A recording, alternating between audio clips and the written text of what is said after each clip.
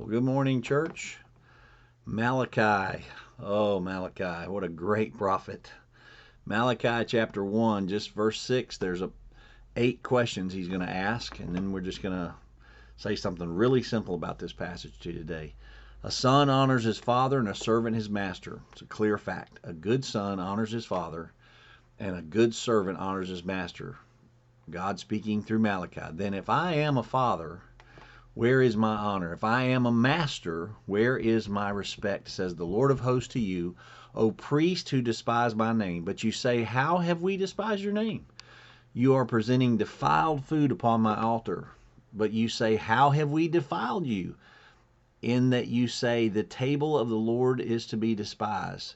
But when you present the blind for sacrifice, is it not evil? And when you present the lame and the sick, is it not evil? Why not offer it to your governor? Like, would the governor like that kind of presentation or gift or sacrifice? Would he be pleased with you? Malachi says, or would he receive you kindly, says the Lord of hosts? But now, will you not entreat God's favor that he may be gracious to us? With such an offering on your part, will he receive any of you kindly, says the Lord of hosts?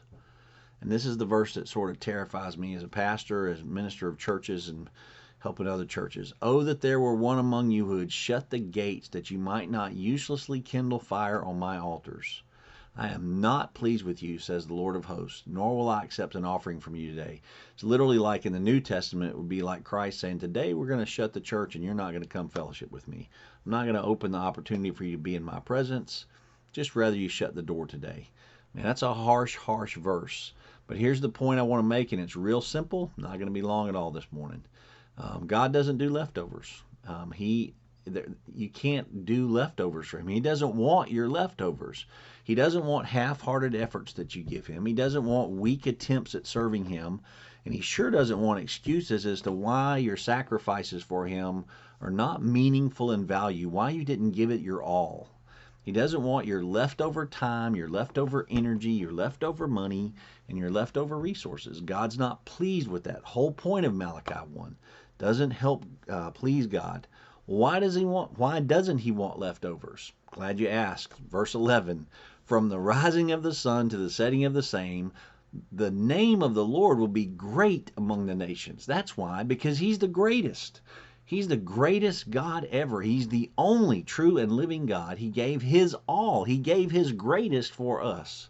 And we must give our greatest for him. He is great among the nations, and we need to respect that and serve him like he's great, sacrifice to him like he's great, and offer up to him ourselves fully like he's great.